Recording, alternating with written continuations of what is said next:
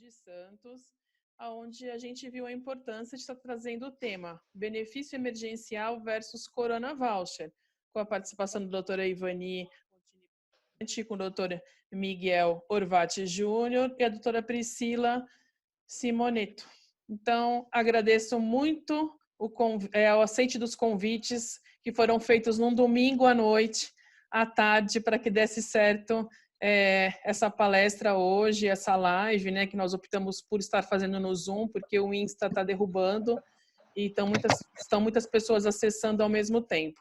O que nós vamos fazer? Nós vamos dividir em 3 partes, 15 minutos para a doutora Ivani, 15 minutos para a doutora Priscila e depois 15 minutos para o doutor Miguel e a gente abre para as perguntas. As perguntas podem as perguntas podem ser feitas através do bate-papo e conforme for sendo pertinente eu vou fazendo essas perguntas e intermediando, tá bom? Então, doutora Ivani, a palavra é sua. Bom, inicialmente, meus cumprimentos a todos. Um prazer estar aqui com o Miguel Orvati, a Priscila Simonato, e capitaneada aqui pela doutora Vanessa, a presidente lá da nossa associação. A associação tem um papel muito atuante aí na Baixada Santista, e agora também com essa questão do coronavírus, implantando as plataformas e se ajeitando para a gente se comunicar, né? E continuar aí com os cursos e com as aulas. O tema hoje é o Corona Voucher, mas eu quero falar um pouquinho que nós temos várias medidas governamentais e o governo está tentando fazer uma ajuda financeira do modo como ele pode, né? Aos trancos e barrancos, com algumas críticas, com algumas inconstitucionalidades que as pessoas estão levantando. Mas eu quero dizer o seguinte, a medida provisória 927, ela trouxe várias flexibilizações na área do direito do trabalho, mas não foram suficientes, as empresas estavam assim mesmo despedindo. Então, para impedir as despedidas, vamos dizer assim, estancar as despedidas, o governo ofereceu um valor em dinheiro, então ele está entrando agora com ajuda financeira, tanto para os trabalhadores quanto para as empresas. A medida provisória 936 vem e fala da redução da jornada de salário e da redução do salário e da jornada de salário, a razão de 25%, ou 50%, ou 70%. E essa redução, né, que vai tirar o poder aquisitivo do trabalhador, vai ser complementado, não com a totalidade do salário, mas com um valor equivalente proporcionalmente àquilo que o trabalhador teria de seguro-desemprego se desempregado ele estivesse, né? Então, foi um modo que o governo entendeu aí de manter, em contrapartida, da instabilidade para os trabalhadores, para que as empresas não mandem esses trabalhadores embora.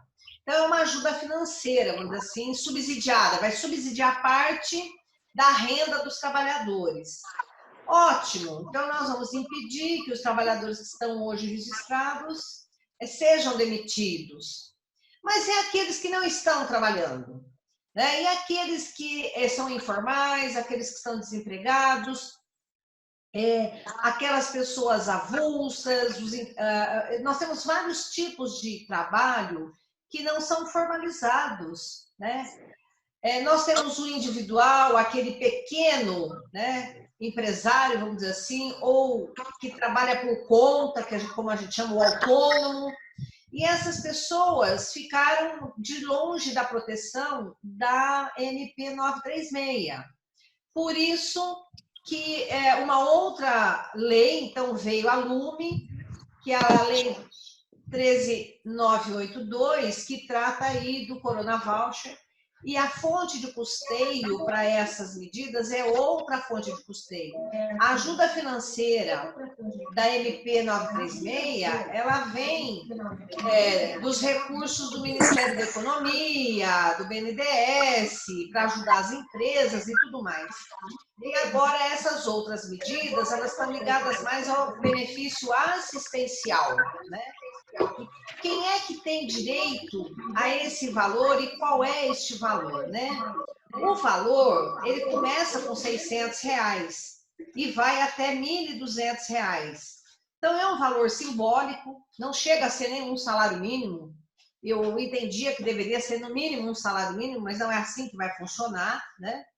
Mas tem direito a esse benefício, que é um benefício assistencial que nós estamos chamando de Corona Voucher, R$600, limitado a 2 pessoas da mesma família. Então, se você tiver uma família que tiver 4 desempregados, só 2 vão ter o direito. Por isso que vai ter que fazer um cadastro. Tem um cadastro único, tem o cadastro no Bolsa Família e agora vai ter um cadastro também na Caixa Econômica. E o governo vai cruzar os dados dessas pessoas, vai verificar se realmente essas pessoas têm direito ou não. E depois eu vou deixar essa parte prática aí para o Miguel explicar, né, como é que o governo vai cruzar esses dados, para a Priscila explicar como é que o indivíduo faz esse cadastro. Mas tem direito, então, aquele que está desempregado, que não está empregado.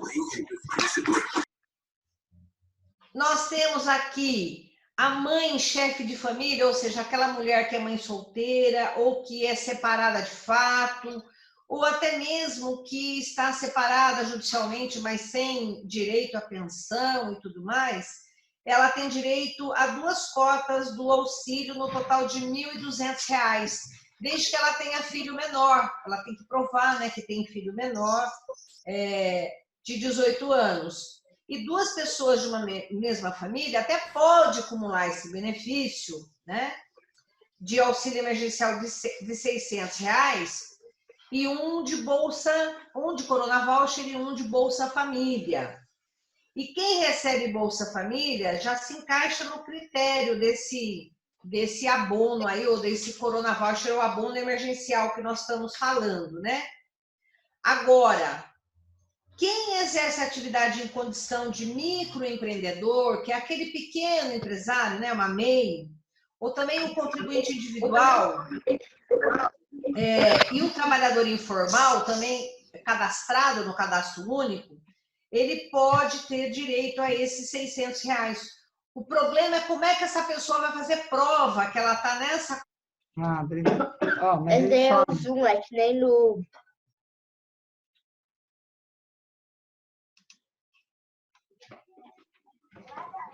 O áudio da Ivani ficou mudo aqui. Não mexi nada aqui. Voltou. Voltou? Então, a pessoa informal, que não tem uma empresa aberta, não tem uma MEI aberta, não tem um cadastro de contribuinte individual aberto, como é que ele vai provar que ele tem direito, né? A Priscila que vai me falar aí quais são os documentos que essa pessoa vai ter que juntar, né?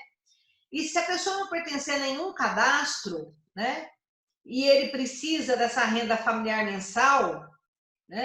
Como é que ele vai provar? E como é que vai ser aprovada a renda per capita? Porque aqui também depende da renda per capita familiar. A pessoa só vai ter direito a buscar esse Corona Voucher se a renda per capita dela, né, for inferior a meio salário mínimo. E eu não sei como é que vai ser feita essa prova quando ele fizer esse cadastro, né? Quais são os documentos que ele vai ter que juntar para isso, né? Se a pessoa é maior, então, de 18 anos e não tem emprego formal e não recebe benefício previdenciário de jeito nenhum, né? E tiver essa renda per capita aí de R$ 522,50 e não tiver ninguém mais na família recebendo, não é isso? Nenhum benefício, ele teria o direito. E ainda tem que saber quanto essa pessoa recebeu durante o ano, né? Ele não pode ter recebido durante o ano de 2018 rendimentos tributáveis acima de R$ 28.559,70. Nós estamos tomando por que o ano de 2018, né? Por que não o ano de 2019? Eu não entendi assim muito bem por que esse ano. E esse auxílio emergencial vai ser pago pela Caixa Econômica, né? E a pessoa vai ter que abrir uma conta. E se a pessoa não tiver conta bancária, como é que faz? Né? Vai ser aberta uma conta automática para ela, né? E ela vai ter isenção das tarifas de manutenção dessa conta? Porque você sabe que tem muita gente que não tem conta bancária, né? E eu estava vendo até uma charge muito engraçada que tem lá os moradores de rua e um conversando com o outro assim, você já baixou o aplicativo? Como é que ele vai baixar um aplicativo se nem celular esse morador de rua tem, né? Como é que nós vamos chegar a fazer o acesso dessas pessoas? Porque vai ter que abrir uma conta, vai ter que baixar o aplicativo da Caixa, vai ter que preencher os dados pelo aplicativo da Caixa, porque quem é morador de rua nem cadastro único tem, nem Bolsa Família tem, não tem nada disso, né? Como é que nós poderíamos ajudar essas pessoas, né? Como é que a Associação dos Advogados de Santos, a Associação dos Advogados de São Paulo e os institutos, né, de previdência, que nós temos vários institutos, poderão ajudar esses moradores de rua a ter acesso a esse valor? Porque esses moradores de ruas, bem ou mal, as pessoas dão ajuda, os restaurantes dão alimentação, mas agora está tudo fechado, né? Eu nem sei onde eles andam, o que eles andam, como é que eles estão sobrevivendo, né? E essa pessoa, ela poderá ao menos fazer uma transferência eletrônica de dinheiro por mês sem custo. Puxa, como é que nós vamos ter aí? Tem muita gente, por exemplo, eu conheço pessoas que são empregadas domésticas, diaristas, que, portanto, não são registradas como empregada doméstica, é diarista informal, que nem conta bancária elas têm. Essa diarista, né, como é que ela vai formalizar para ter acesso a esse valor dessa conta? Eu sei que hoje nós tivemos aí, saiu a lei, agora saiu um decreto e agora saiu uma portaria. Mas, na prática, tem muitas coisas ainda que nem o decreto e nem a portaria resolvem a situação, né? E eu fiquei vendo também aqui uma notícia de que já existem 6 milhões de golpes que foram dados por WhatsApp, porque as pessoas estão mandando um WhatsApp dizendo, olha, você tem que se cadastrar para receber o Corona Voucher, clique aqui e preencha aqui os seus dados. E as pessoas muito leigas, né, acabam preenchendo os dados naquele link que vem no WhatsApp, e esses dados estão sendo roubados e eu nem sei para qual finalidade. Talvez essas pessoas que estão fazendo isso vão se cadastrar no lugar dessas pessoas e receber o dinheiro? E vão dar uma conta bancária? Eu não sei bem para que eles estão roubando esses dados. Mas já existem aí, diz que 6 milhões de dados capturados indevidamente pelo WhatsApp de pessoas que estão acreditando que esse link é para se cadastrar. E nós temos também um trabalho social de advertir as pessoas que o link do governo vem com gov.br no final. Ninguém vai ficar aí dando dados em WhatsApp, não é isso? Sem saber se o link é verdadeiro, se realmente a Caixa está disponibilizando esse link. Então, nós temos aqui muitas dúvidas. O Miguel pode nos ajudar também, até com essas denúncias perante o governo, porque ele é da Procuradoria, ele é da AGU, fazendo essas denúncias lá para que eles tomem algumas medidas de segurança para que realmente o dinheiro chegue na mão dos necessitados. Então, são tantas as questões, Vanessa, que não dá nem para esgotar tudo que nós temos que falar aqui. E eu já até gastei os meus 15 minutos que eu estou vendo, e eu vou então deixar a palavra para o Miguel, que é um especialista na área, e para a Priscila, e depois, na hora das perguntas, eu até volto em cena aqui a colaborar. Muito obrigada aí pela atenção de todos. Devolvo a palavra, Vanessa. Agora, então, nós vamos... Doutor Miguel, eu estou colocando em destaque, tá, o seu vídeo. Ok. Pronto. Agora com a palavra. Quem que vai falar agora? O senhor. Eu? Então tá bom. Seguinte, vocês escutam bem? Você está com algum outro som aberto? Eu vou desligar o celular.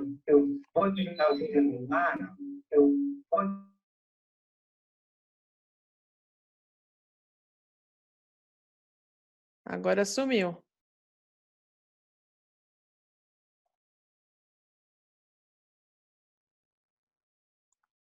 É que aí para mim aparecem dois perfis dele. Peraí. Eu acho que o som dele está saindo do celular. Mas os dois estão abertos.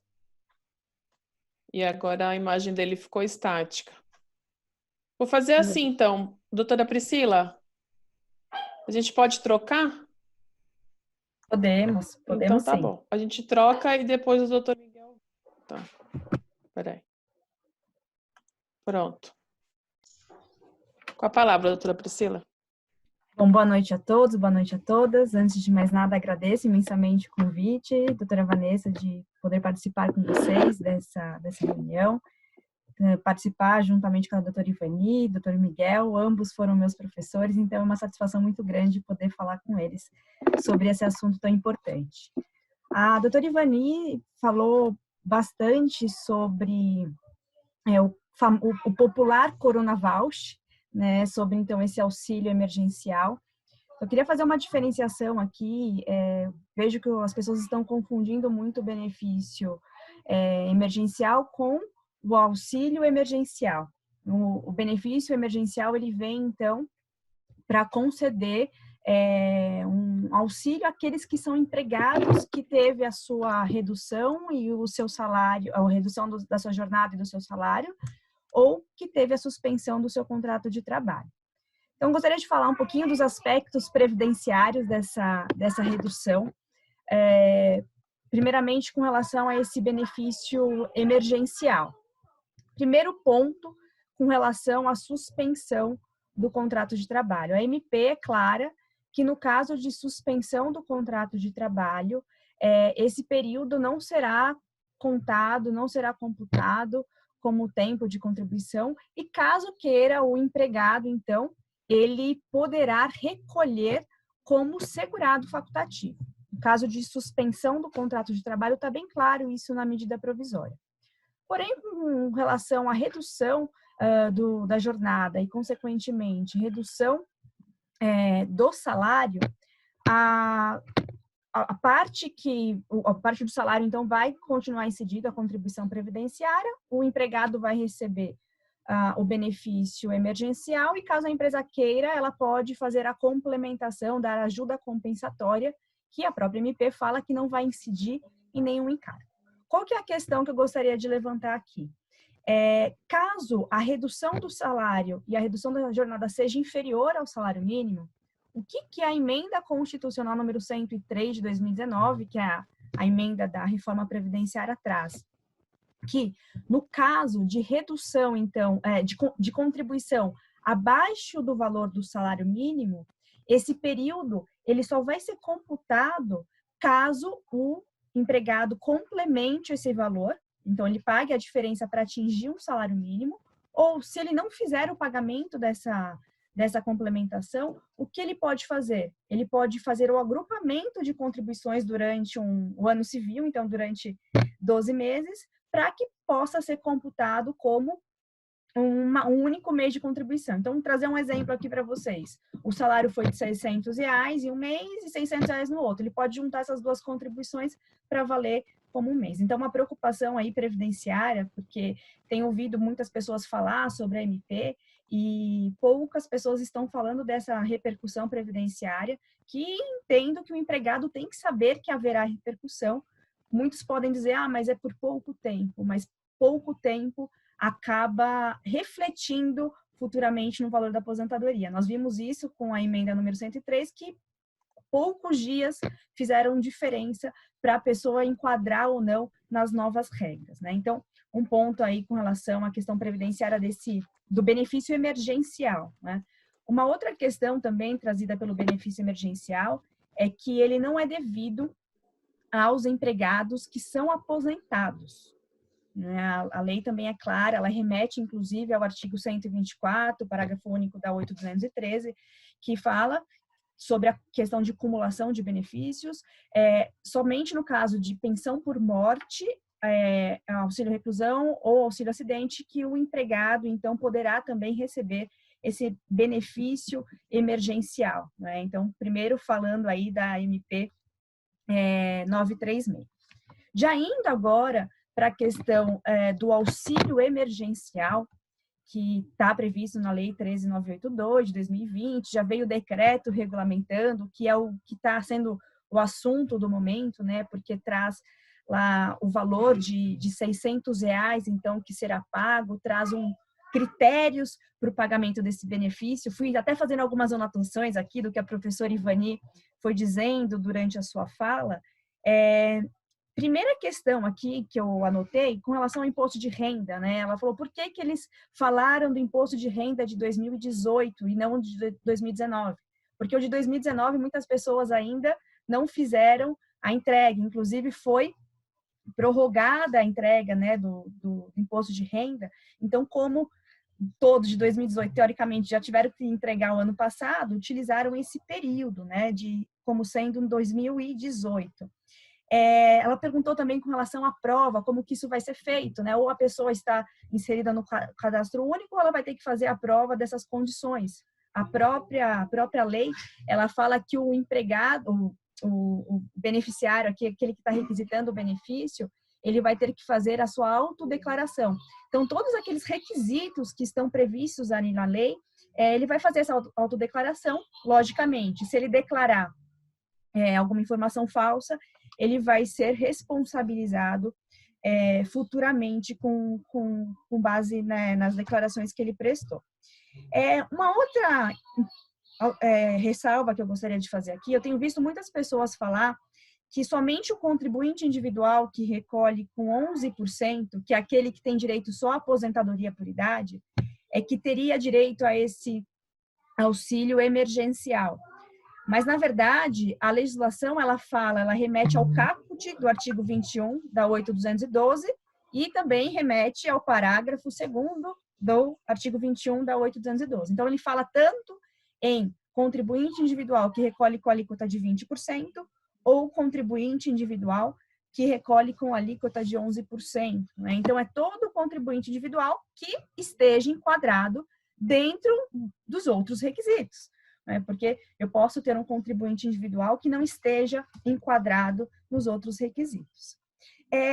Algo que me incomoda muito nessa lei, na 13.892 de 2020, é o artigo 2º, parágrafo 2º, que ele traz a questão da família monoparental e traz que somente a mulher, né, a chefe de família, então só a mulher que teria direito a receber esse auxílio emergencial. E por que isso me incomoda? Porque, da mesma forma que nós mulheres queremos igualdade, nós temos que dar igualdade para todos.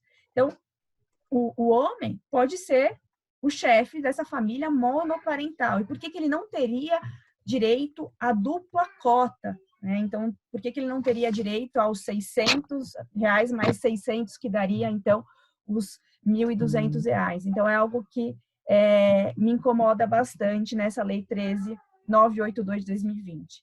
E misturando um pouquinho aí do benefício assistencial com o auxílio emergencial, nós temos uma outra questão que é o empregado, o trabalhador do contrato intermitente. Porque dentro do contrato intermitente, a MP 936, ela foi clara ao dizer que o trabalhador intermitente, ele não vai ter aqueles valores estipulados com base dentro do seguro-desemprego. Ele vai ter uma cota de R$600. Então, ele é um trabalhador, é um empregado, mas ele acaba entrando dentro da cota desse auxílio emergencial. Até entendo a intenção da MP, porque pode ser que ele esteja ali aguardando, né, a convocação para prestação de serviço, então, teoricamente, ele não estaria prestando serviço. Mas um questionamento que eu trago aqui é que se essa suspensão do contrato se der no momento que ele foi convocado, então ele estava prestando serviço, então ele estava igual a todos os outros empregados. E a lei, a MP, que trata do benefício emergencial, ela fala que esse benefício emergencial vai ser concedido independentemente dos números de meses de recebimento do salário, independentemente de uma carência. né? Então, por que o trabalhador intermitente ele foi afastado dessa proteção para poder receber pelo menos o mínimo estipulado lá com base no valor do seguro-desemprego? Então, alguns pontos, então, que me incomodam aí na MP, seja do benefício emergencial, seja do auxílio emergencial. Como a professora Ivani falou, eu ficaria aqui também falando muitas coisas a respeito desse assunto, assuntos muito polêmicos e muito atuais, mas também gostaria, então, de ouvir agora o professor Miguel e me coloco à disposição para responder as perguntas que vocês tiverem. Enfim, nós estamos aqui para trocar realmente informação. Todos nós estamos aprendendo nesse momento, né? Tudo muito novo e todos nós estamos aprendendo. Então, agradeço mais uma vez o convite e agradeço a todos que estão aqui nos assistindo. Muito obrigada, pessoal. Muito obrigada, doutora. Agora nós vamos colocar o doutor Miguel como destaque. Pronto, doutor, aberta a palavra. Não te escuto. Só um minuto.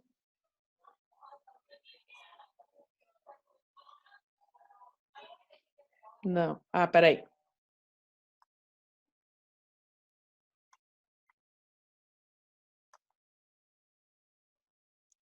Agora tá, não, mas está ativado.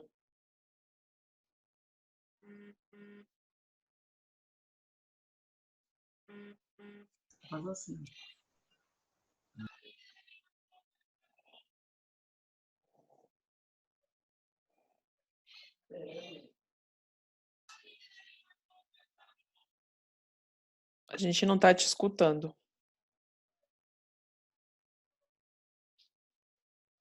Peraí. Tá liberado o som. A gente já liberou.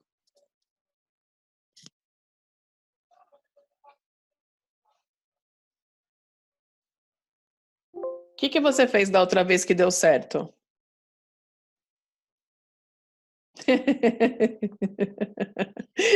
Eu consigo fazer leitura labial, viu? A gente faz assim, doutor. Doutor Ivani. Sim, pode falar. Olha, a gente já tem algumas perguntas. Sim. E a Inês, ela fala o seguinte: débitos fiscais podem ser um óbice ao recebimento do coronavírus? Desculpa, do Corona Voucher. Olha, eu acho que não, porque eu não vi, pelo menos, uma leitura apressada, porque é muita coisa para ler, sabe, Vanessa? Eu nem consegui ler com muita atenção tudo, porque essa lei, ela já saiu, mas o decreto e a portaria e a regulamentação saiu ontem, né? Sim. E é tanta coisa para ler, né, que eu não vi se é necessário você ter regularidade ou apresentar alguma certidão de débito fiscal para poder ter acesso a esse valor. Porque você está falando do microempresário, né? Do MEI ou do autônomo. Exatamente, professora. Que eu saiba, não vi nenhum óbice de que isso seja necessário uma certidão. Porque justamente se o fulano está em dificuldade financeira, né? Agora, eu não sei se tem alguma medida aí impedindo. A Priscila deve saber disso daí. Tem, Priscila? É necessário apresentar alguma certidão de débito quem é empresário?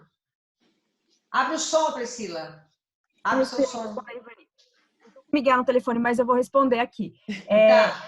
Não tem, pelo menos a leitura que eu fiz também não tem exigência. E entendo que não deva ter essa exigência, porque o próprio governo falou que no caso de conta bancária negativa, em razão de débito do banco, o benefício ele tem que ser pago integralmente, não vai poder descontar nada desse benefício, justamente pela natureza que ele tem, que é de dar o auxílio emergencial nesse momento que nós estamos vivendo, né? Tem uma outra coisa que está suspensa a exigibilidade do fundo de garantia, do recolhimento do fundo de garantia. Está suspensas os processos administrativos, nós temos aí suspensão de prescrição, nós temos suspensão, as certidões negativas de débito, elas vencem. Então, as certidões negativas de débito, se eu não me engano, elas têm prazo de validade de 90 dias. A lei suspendeu o curso desse vencimento das certidões negativas de débito. Então, não há nenhum óbice nesse sentido, e a certidão negativa de débito, se é que exige, ela está válida, ainda que ela esteja vencida, né? Ela está prorrogada, vamos dizer assim, durante esse período em que vigora todas as medidas do governo. Então, nós temos algumas medidas que falam isso. A 927 fala da suspensão do recolhimento do fundo, fala de certidão negativa e fala, inclusive, de autos de infração e de prazos, né, administrativos para discutir essas questões. Estão todos suspensos. Eu li isso na MP 927, mas depois da MP 927 surgiram outras MPs, até a 936, a gente tem a 928, são várias medidas provisórias que tratam de assuntos empresariais, de verbas que foram disponibilizadas para a saúde, para a área da educação, para a área da qualificação e requalificação. Então, nós temos muitas medidas provisórias nesse interregno e não é necessário essa exigência, não, para ter acesso ao Corona Voucher, né? Eu só queria comungar aqui da ideia da doutora Priscila, que na família monoparental, aqui fala a mãe chefe de família sem marido ou companheiro. Gente, nós sabemos que a mulher, ela tem dupla jornada e às vezes é a mulher que sustenta a família mesmo. Mas tem muitos casos de que existem pais que têm vários filhos que quem foi embora foi a mulher, né? Então, eu também não entendi o porquê, né, dessa distinção entre a mulher, chefe de família, e família monoparental, o pai, né? E uma outra questão que ficou aqui pelo meio do caminho é realmente as pessoas moradores de rua, que nem cadastro tem. Então, a gente tem aquele catador de papelão, tem um morador de rua. E sabe o que eu vi também, Vanessa? As profissionais do sexo que não estão em nenhuma das classificações que a lei traz, né? Então, como que ela vai se classificar ali? Como desempregada, como autônoma? Como é que nós vamos fazer com essas pessoas? E nós tínhamos também, ficou de fora, o avulso, né? O trabalhador avulso. E aí a medida provisória 945 veio tratar do avulso. Mas o avulso ele não é empregado, ele não é registrado, mas o avulso foi tratado de uma maneira que ele também não vai ter direito a esse benefício do Corona Voucher, entendeu? E nós sabemos que foi proibido o trabalho do avulso acima de 60 anos e que existem até bloqueios do cadastro e do registro desses avulsos. Então, como que vai fazer? Ele vai ter acesso ao Corona Voucher, já que ele não tem acesso ao trabalho, porque ele está acima de 60 anos? Independentemente dele estar ou não com alguma doença sintomática que ele esteja no risco, né? E uma outra coisa que não está muito claro para mim é que o aposentado não tem direito nem às regras da medida 936, porque ele não tem direito àquele auxílio emergencial, e também ele não tem direito ao Corona Voucher, porque ele já está aposentado. Mas existem aposentados que a aposentadoria dele defasou demais e ele foi obrigado a voltar a trabalhar, e ele vai ficar só mesmo com aquela aposentadoria, às vezes é um salário mínimo, e ele não consegue alimentar toda a família. Então, será que um dos membros da família que teria que buscar o Corona Voucher para complementar a renda, né? Né, doutora Priscila? Eu estava pensando nisso. Como fazer com esse aposentado? Fala, Miguel. Você conseguiu, amor? Voltou, Miguel. Escutou? Sim. Agora eu liguei pelo celular e aí podemos quando me autorizarem. Está autorizado. Então agora você está em termos. Então está autorizado, Miguel. Então vamos lá. Com toda a dificuldade, eu estou com o PC na frente e estou com o celular embaixo. Eu vou falar especificamente sobre essa questão do auxílio emergencial, que é o que mais aflige, porque, como a Priscila falou, nós temos um aspecto do benefício emergencial para aqueles trabalhadores que estão em atividades, que vão ter modificações, vão ter redução, vão antecipar férias, enfim, mas que estão sob proteção e que estão dentro de uma relação formal de trabalho. No artigo 2º da Lei 13.982, de 2 de abril, é o que veicula o chamado auxílio emergencial. E esse auxílio emergencial é o que, em regra, vai trabalhar e vai dar proteção para os que não estão em atividade.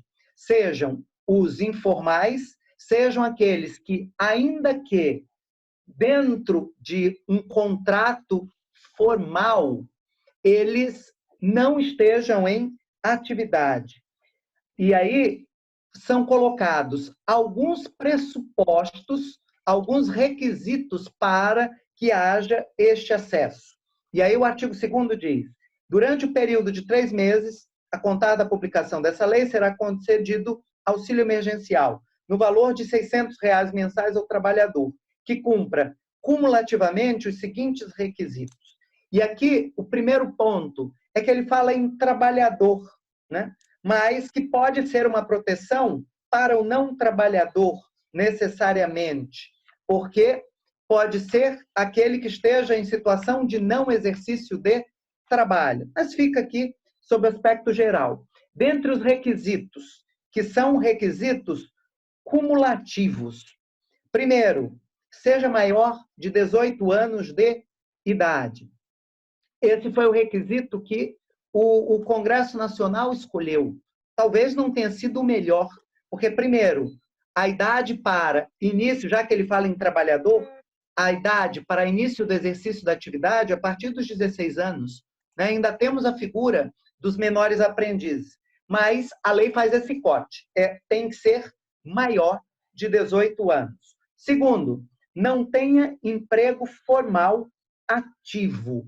E aqui, a questão para enquadramento ou verificar as situações de adesão é isso. Não ter emprego formal, ou seja, é o informal em geral, mas ele ainda põe ativo. Porque quando nós chegamos na leitura e nós chegamos no inciso 6º, a linha C, ele vai dizer quem que pode se habilitar. E entre esses habilitáveis, na linha C, nós temos o trabalhador informal, seja empregado. E aqui é uma questão conceitual esquisita, e esse problema aparece no regulamento, no decreto de hoje. Ora, se a pessoa não está registrada, ele é trabalhador informal e não é empregado, e tem uma certa confusão. Mas autônomo, desempregado, de qualquer natureza, inclusive o intermitente inativo. Agora, o intermitente inativo, o contrato dele está vigente, porque ele está em momento de não prestação de serviço provocado até por todas essas circunstâncias. Então, temos que olhar esse segundo ser maior no primeiro, não ter emprego formal. Terceiro, pessoa que vai se habilitar a este auxílio emergencial não pode ser titular de benefício previdenciário ou assistencial, ou beneficiário do seguro-desemprego, ou ainda de algum programa de transferência de renda federal. Ressalvado o Bolsa Família, que em relação a quem recebe o Bolsa Família, a própria lei diz: quem recebe o Bolsa Família, em sendo o valor do auxílio emergencial melhor, vai se conceder nesse período de 3 meses o auxílio emergencial.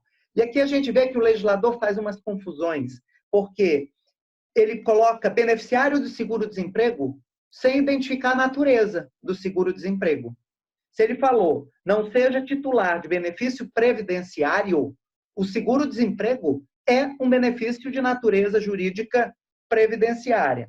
Mas aqui, nem precisava repetir, mas para não ter dúvida, talvez colocou. Agora, este beneficiário do seguro-desemprego que esteja recebendo, ou que esteja no período de percepção do seguro-desemprego, porque se ele recebeu já as cotas e continua na situação de desemprego, ele é habilitável. Depois, o terceiro requisito, renda familiar mensal per capita seja de até meio salário mínimo, ou a renda familiar mensal total seja de até 3 salários mínimos. E aqui é interessante que nós observemos, questão que aqui tem duas opções. Se tiver mais de uma pessoa que tenha renda, vai se utilizar, por analogia, a família assistencial, aqueles que integram esse núcleo familiar dentro do que nós temos na Lei 8742, ou seja, na Lei Orgânica da Assistência Social. Se for uma única pessoa com renda, a renda desta pessoa, essa família unipessoal, pode ser de, no máximo, até 3 salários mínimos. Então, se tem mais de uma pessoa, aplica-se essa primeira parte. Renda familiar mensal per capita seja de meio salário mínimo. Ou a renda familiar mensal total, isso é só um, né? Seja de até 3 salários mínimos. Então, esse aspecto aqui é interessante que nós observemos. E um outro aspecto da vedação de quem receba benefício previdenciário é um aspecto que a lei põe. Porém, havia necessidade de um melhor esclarecimento, ou talvez dentro do projeto de lei que tramita, que está lá no Senado, PL 873 de 2020, fazer algum aposto, algum explicativo.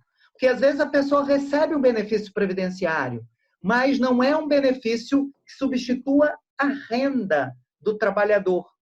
Como, por exemplo, o auxílio acidente, cujo valor é bem menor, ou geralmente, ou via de regra, é bem menor que o salário mínimo. Ou aquelas situações, até de benefício previdenciário que substitui a renda, tem essa natureza, mas é pago por cotas, como é o caso da pensão por morte. E aí o indivíduo recebe um benefício.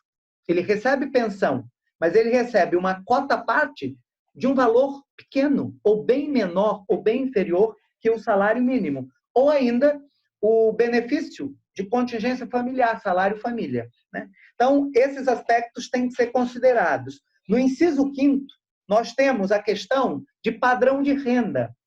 E como a Priscila já falou, o professor Ivani também já falou, ele vai ter que fazer o corte, que no ano de 2018 não tenha recebido rendimentos tributários acima de R$ 28.559,70. Quando nós colocamos este padrão, se nós dividirmos isso por 12, a renda mensal em 2018 não pode ter sido maior que R$ 2.379. Uma das questões que não se colocou aqui, imposto de renda, né, ou renda de 2019, porque essa declaração vai ser feita agora em 2020, inclusive foi prorrogado para o 30 de junho a entrega do imposto de renda pessoa física, que vai fazer o acerto em relação à renda de 2019. Mas com um detalhe, nós estamos em uma situação anômala, nós estamos em uma situação excepcional. E como tudo está excepcionado por conta da decretação do estado de calamidade, talvez tivesse colocado um padrão de renda, mas um padrão de renda atual, né? Ou no momento em que ocorreu, em que o Brasil foi assolado, não só o Brasil, mas o mundo, por conta disso. Mas na lei, o padrão é esse, e a justificativa legal de ser 2018 é porque essas declarações ou essa forma de percepção de quem recebeu a renda está lá. Isso vai fazer com que haja alguns cortes dentro de grupos que podem ter acesso a este auxílio emergencial. O segundo, o último requisito aqui, que exerçam atividade na condição de microempreendedor individual. E aqui a lei, ela vai falar em microempreendedor individual, mas ela não entra em maiores detalhes. Isso tem gerado o maior debate quanto à questão se o MEI que exerce atividade rural estaria abrangido ou não. Se este MEI que exerce essa atividade é segurado especial, se ele utiliza esse auxílio emergencial, se haveria o desenquadramento dele da condição de segurado especial. E isso poderia ter uma projeção ou um impacto ruim, negativo, para uma futura proteção previdenciária desta pessoa. Aqui, talvez, o melhor e o que tem sido um consenso se está no aguardo de que dentro deste projeto de lei 873 de 2020 do Senado, haja esclarecimento e haja exatamente de uma maneira expressa se esse MEI, pessoa que exerça trabalho ou atividade rural, ele está contemplado ou não. E lembrando, quando nós vamos à nossa legislação, quando a gente estuda dentro do artigo 11 a questão dos segurados especiais, os segurados especiais eles estão autorizados a exercer algumas atividades. Como, por exemplo, eles podem exercer atividades artísticas e que não desenquadra como segurado especial, desde que o valor seja até um salário mínimo. Como também eles podem exercer atividade com renda com a questão do turismo rural, desde que eles não exerçam essa atividade por mais de 120 dias. Como há esse dissenso e há muita polêmica, talvez o padrão ouro fosse, dentro do PL 873 de 2020, expressamente dissesse se esse MEI abrange apenas e tão somente a quem exerce atividade urbana ou também alcança quem exerce atividade rural. Porque pode ser que esse MEI que exerça atividade rural, ele esteja exercendo atividade, como também não. Um exemplo que hoje participou de várias listas de WhatsApp, de lives, etc. A questão deste segurado especial que planta e que comercializa essa sua produção em feira. Esse pode até estar trabalhando, mas está impedido porque, em boa parte dos municípios, as feiras ficaram fechadas ou, pelo menos, estão ativas com uma redução significativa. Mas são os requisitos que nós temos. Atividade de microempreendedor individual na linha A, na linha B, contribuinte individual do regime geral, ou seja, do INSS, contribua na forma do caput ou do inciso 1º do parágrafo 2º, que foi a observação que a Priscila fez. Aqui é o contribuinte individual que paga, seja na forma padrão do caput com 20% sobre o salário mínimo ou daquela forma diferida menor com 11%. E na linha C diz, olha, tem que ser ou microempreendedor ou contribuinte individual ou alguma dessas situações. Trabalhador informal, seja empregado, autônomo ou desempregado, de qualquer natureza, quanto à questão aqui do desempregado. Inclusive o intermitente inativo, inscrito no Cadastro Único para Programa Social do Governo, CAD Único, até 20 de março de 2020, ou que nos termos da autodeclaração cumpra os requisitos do inciso 4, ou seja, que atenda essa questão dos requisitos. A professora Ivani provocou como se vai fazer essa comprovação da renda. Aqui, como é uma situação emergencial, não dá para ficar analisando e dizendo, olha, ultrapassou, não tem. Essa autodeclaração vai suprir neste momento da entrega e no momento da concessão esta prestação. E, posteriormente, se tiver verificado, vai gerar outros problemas jurídicos. Inclusive, é um benefício assistencial, de caráter alimentar, né, de caráter emergencial. Repetível, não repetível, enfim, vai gerar um FUA, né, caso essa autodeclaração não corresponda com esta situação. O recebimento está limitado a 2 membros da família. Então, como regra, né, 600 mais 600, 1.200. E a lei expressamente no parágrafo 2º do artigo 2º diz: o auxílio emergencial substituirá o benefício Bolsa Família nas situações em que for mais vantajoso de o quê? De ofício, né? Tá no cantinho da lei, de ofício. Então, nessa situação, em vez de se pagar o auxílio não, a Bolsa Família, se paga o emergencial. Sei que meu tempo está esgotando, mas vou aqui mais um pouco. Já falaram. Aqui também uma quebra do princípio da isonomia, porque a lei fala a mulher provedora de família monoparental. Ora, conquanto o legislador saiba, e por isso usou essa expressão, de que a maior parte são mulheres que são provedoras, não se pode ignorar que nós temos também homens provedores de família monoparental.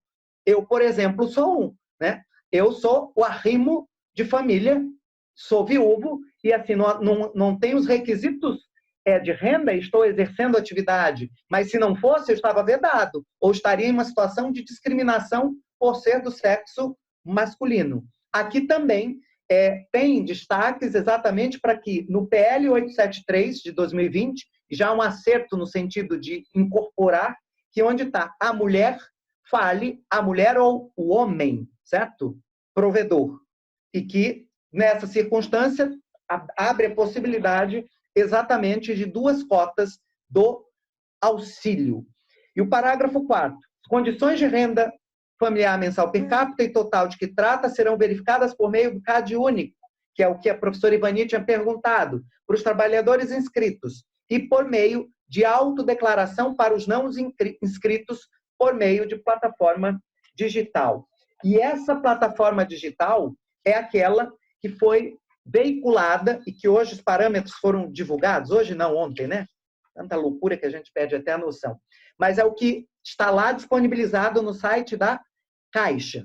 E quando você vai lá, você entra no site da Caixa, tem um íconezinho, e você vai clicar em realizar a sua solicitação.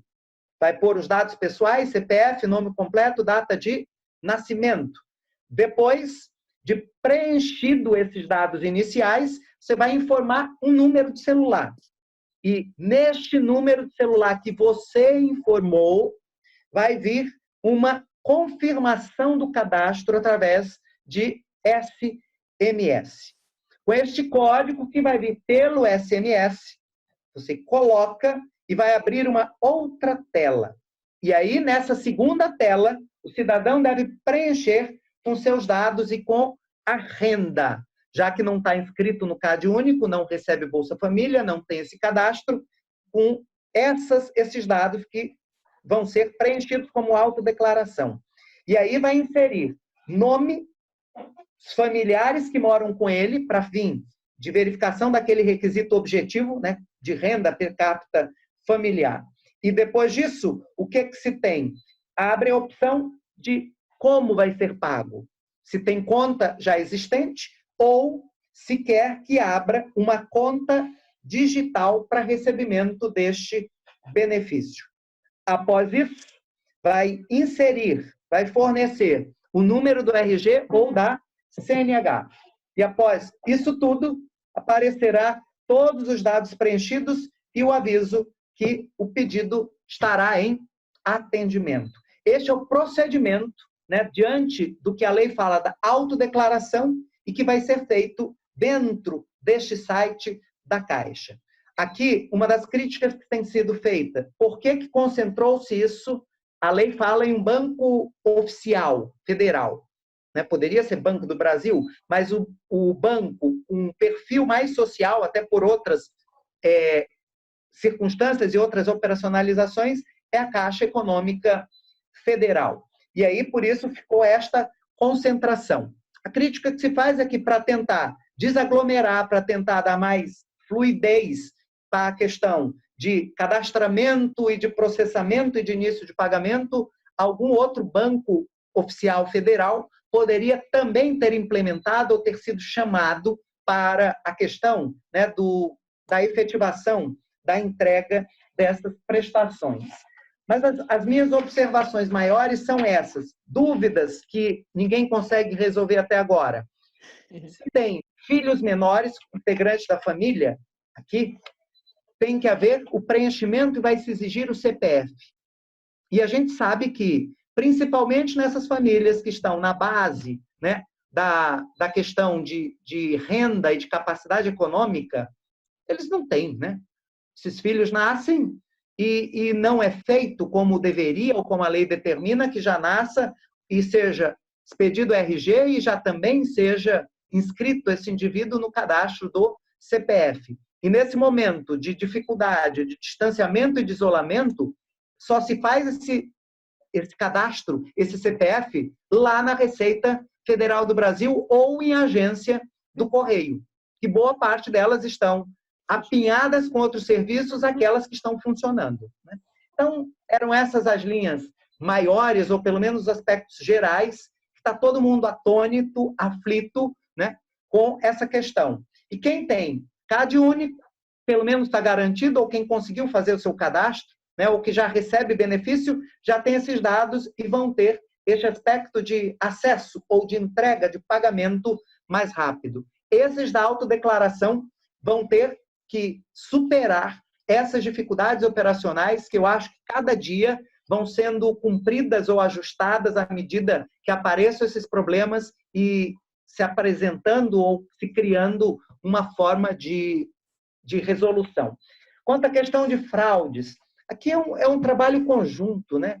Não só de AGU, mas de Ministério Público, né, federal, por conta de que, em momentos de crise, ao mesmo tempo que a gente verifica um crescimento de solidariedade, um crescimento de valores, né, de solidariedade humana, crescem também o momento daqueles oportunistas que querem lucrar a todo custo, mesmo com o sofrimento ou com a questão, né, da miséria alheia. Então, com isso, eu passo a palavra à Vanessa, para não ficar aqui monopolizando a palavra e exceder excessivamente. Imagina, doutora, excelente relação. Eu gostaria até de complementar com relação ao aplicativo. Quando é enviado o SMS, a pessoa tem 4 horas para utilizar esse número que é disponibilizado, mesmo porque o sistema ontem, como bem colocou o doutor Alex, ele está instável, fica caindo, né? E as pessoas não conseguem se cadastrar. E eu acredito que até essas 4 horas são em função deles já saberem que ia ter uma sobrecarga no sistema. E se por acaso você não conseguir se cadastrar nessas 4 horas, você entra de novo e vai ser gerado um outro SMS para que você consiga complementar. E uma coisa também... E eu acho, Vanessa, que além dessa questão de sobrecarga de plataforma, né, de sistema, tem um aspecto de tentar prevenir fraudes. Porque se não usou nesse período, vai ter que refazer o procedimento. Alguém que tem acesso, eventualmente, a este código não vai conseguir fazer em nome de outro ou utilizando dados de terceiros, né? Sim. E uma outra coisa interessante que eu vi no cadastro, que você vai colocar qual a sua profissão e se não se encaixa, você coloca em outros. E depois de tudo isso, vai para análise e você consegue depois verificar o status do seu pedido. Então, apesar de muitas pessoas não terem acesso à informática, ainda não entenderem muito bem como funciona, ainda mais que é um benefício que muitas pessoas vão utilizar, mas não vão ter o acesso, como a doutora Ivani bem colocou, as associações, os advogados vão ter que ter um papel muito importante nisso para ajudar essas pessoas. É uma forma rápida, ágil também, né, que o governo se posicionou para que, de uma forma que todos possam ter esse acesso, né, como eu tinha explicado. Não a pergunta de papo, apenas uma que veio aqui, a Cici, ela colocou, ainda que se conceda para 2 membros da família, é possível chegar a R$ 1.800. pois a mulher pode ser mãe solteira com 2 filhos, um menor, que gera R$ 1.200, e um outro filho maior, que pode ser trabalhador informal e receber 600. Assim, chegaria numa família a renda de auxílio em 1.800. Por isso que muitos estão dizendo que o auxílio pode chegar a R$ 1.800. Na verdade, é em razão dessa acumulação. Doutora Ivani, doutor Miguel, doutora Priscila, gostariam de comentar?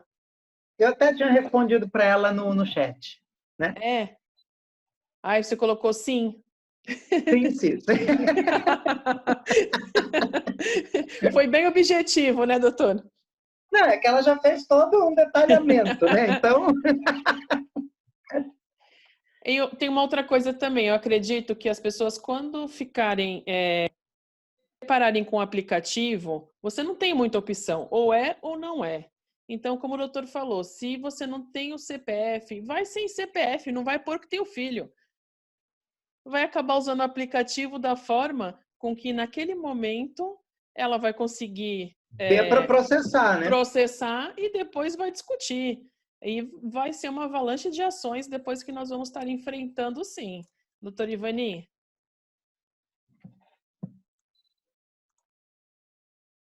Peraí, seu som precisa ativar. Ativar aqui. Ah, Eu fico pensando na exclusão digital. sim. Muita gente tem celular, mas para o básico, não sabe usar para essas coisas todas e ficar preenchendo o cadastro, abrir o MSN, verificar o código e tem 4 horas para concluir o cadastro, se não concluir, muda a senha, né? Muda o código. Eu penso que essas pessoas vão ter que procurar os escritórios de advocacia, né? E nós estamos todos fechados, né? Nós estamos todos online, trabalhando em casa, em teletrabalho, e tem um prazo, né, para pagar. São 3 meses que eles vão ter acesso a isso, e se não correr para fazer esse cadastro no primeiro mês, já perdeu o dinheiro do primeiro mês, como é que vai ficar isso, Miguel? Você que está na AGU aí, que está direto com o governo. Mas a AGU não, assim, o nosso colega ilustre é secretário, né? Mas está afastado. Entendi.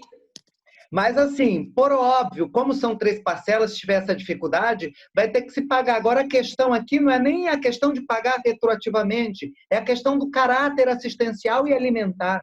Tem Sim. trabalhadores que já vai caminhando para 1 mês sem atividade e, consequentemente, sem renda. Como que essas pessoas estão? Com quantos municípios tenham jogado para frente pagamento de luz, pagamento de água, uma série de coisas, e o alimento, né? E a questão da provisão, né, nutricional diária, precisa desses recursos, com quanto seja limitado, com quanto seja menos que o salário mínimo, mas pelo menos dá para suprir, né, o aspecto básico, comprar uma cesta básica e pelo menos uma alimentação com o número de calorias nutricional necessária, né, para o dia a dia, consiga, né, obter. Daí a necessidade da rapidez ou da necessidade de fluir isso para o início do pagamento. Então, essa burocracia toda, para ter acesso a esse valor, e ainda o quantitativo de 3 meses, não se tem pode notícia prorrogar, né? segura que vai terminar essa questão da pandemia em 3 meses, estaremos resolvidos. E aí nós temos que prorrogar e depois vai atrasar de novo para a pessoa ter acesso. É muito sofrimento, né? É loucura, né? É loucura. Exatamente.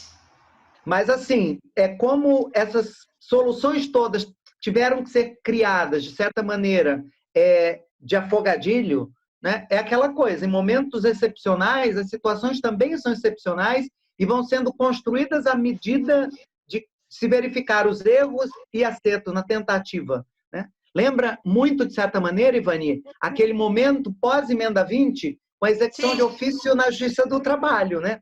Os provimentos dos TRTs, que todo dia era alterado 2, 3 vezes, né? Deu problema aqui, engargalou, então resolve assim. E isso é o que vai acontecer aqui, nessa situação, né? À medida que os problemas surjam e que as travas apareçam, vão ter que se criar soluções rápidas para destravar para tentar dar vazamento para a efetivação desse pagamento, né? E eu quero dizer a vocês que eu acabei de receber uma decisão de uma DPF que a OAB entrou contra o governo federal, dizendo que as medidas que ele está tomando não são suficientes para debelar essa situação, não é isso? E também questionou que está sendo colocado em xeque as medidas governamentais locais. Os municípios determinaram certas medidas de urgência e os estados também. E eu vi aqui que o STF, na lavra do ministro Alexandre de Moraes, disse que deve ser respeitado o princípio federativo e que cumpre também aos estados e municípios concorrentemente regular a questão da saúde e a questão do abastecimento de alimentos e tudo mais. Então, eu penso que a medida governamental federal de dar um apoio, um auxílio em dinheiro, nós teríamos que ter essa mesma postura dos governos locais, com alguma ajuda de assistência social, né? E ajuda de alimentação. Tem alguns municípios fazendo arrecadação de alimentos para entregar para as pessoas carentes, mas isso ainda é uma auto-organização da própria sociedade, que está fazendo doações e tudo mais. Mas cadê a contribuição em dinheiro dos governos locais, do estado e do município? Onde é que está? Não está. Pois então... Pergunta que não quer calar. Pois então, tudo bem, o governo federal é muito mais burocrático para resolver as questões, porque ele depende de uma série de providências com os ministérios e tal. Eu acho que existem soluções mais rápidas em nível local. Não poderia haver uma medida governamental de repasse de verba da União para os estados e para o município? Como se faz o repasse de verba da saúde? Você tem uma distribuição de rendas da União para o estado, do estado para o município, para que o município execute isso e ele, através da sua assistência social, faça o crivo de quem vai poder ter acesso a esse dinheiro ou não, quem precisa ou não. Fica mais localizado e mais concentrado e mais... o controle fica muito mais facilitado, porque você faz um controle via estado e município. Então, eu acho que deveria ter uma medida governamental desse sentido, de distribuição de rendas para o estado e município para direcionar para essa ajuda financeira, alimentar e social para as pessoas, um vale-gás, sei lá. Porque a pessoa vai pegar aí o dinheiro para comer, mas tem gente que não tem nem gás para cozinhar. Eu tenho visto aí gente, entendeu? Então tem uma série de questões, não está pagando a luz, e aí não tinha gás, mas tinha um forno com eletricidade. Aí ela não tem a luz. Fica complicado, né? Doutor Miguel, quer complementar? Ivani, dentro desse contexto, a gente vive esse momento de sufoco, de pânico, principalmente para quem está na base, ou quem ficou sem renda, ou quem já estava na informalidade, e a situação social, econômica só se agudizou, né? Já era uma situação precária, já era uma situação preocupante, e ela se agudizou. Agora, talvez, sob um ponto de vista, algo positivo disso é que essa crise, ela deixou estampada e tatuada a importância da Seguridade Social, a importância desse instrumento de paz social funcionar e funcionar de uma maneira adequada. E nesse sentido, talvez, seja algum alento no sentido de se tentar reverter ou pelo menos minimizar, né, essas alterações dentro de uma linha neoliberal, dentro de um aspecto de redução de Estado, porque há necessidade de manutenção de ferramentas para efetivação de paz social, para garantir justiça social, como determina lá o artigo 93 da Constituição da Ordem Social. E aqui a importância, nós só não sucumbimos como um todo, porque com todas as mazelas, o Sistema Único de Saúde tem conseguido fazer frente, né, ou pelo menos atuar dando o mínimo de proteção. E também a questão das outras áreas. E aqui na parte de assistência social, essa medida é um rastilho de coisas que talvez venham, se não volitivamente, talvez pressionados até por conta dessa DPF. Mas destacando a questão da importância da manutenção, né, de ferramentas e da manutenção de um estado de bem-estar social. Porque só o aspecto econômico, nessas horas, não resolve. Ou a mão, né, do senhor mercado, né, a livre regulação, não resolve nesses momentos agudos. Doutora Priscila. Concluindo só o que o Miguel falou, parece que meio que foi um chacoalhão. Depois da emenda número 103, nós tivemos em novembro, todo mundo querendo trazer uma abertura mesmo nessa questão do direito social, dizendo que o Estado não precisa intervir, e poucos meses depois nós vimos a importância de ter uma seguridade social sólida, né? Então, eu acho que a resposta foi rápida, que nós precisamos ter uma seguridade social realmente sólida, com tripé, saúde, assistência social e previdência social, porque sem a seguridade social, estamos vendo que nada se resolve, não é a economia que vai nos ajudar, pelo contrário, a gente precisa disso para fazer a economia andar. Tem uma pergunta, que é a última pergunta da noite, doutora Priscila, que... deixa eu ver. Deixa eu só olhar aqui. Peraí.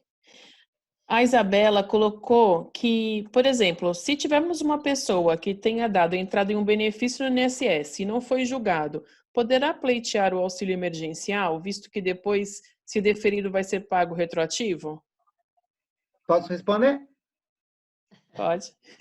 Eu creio que nessa situação, como ficou, principalmente no auxílio-doença, fazer o pagamento lá de um salário mínimo, enquanto isso não tem, se está nessa situação de desamparo, pode. O que vai acontecer? Quando for deferido esse benefício previdenciário à frente, se abate o valor que foi pago a título de auxílio emergencial.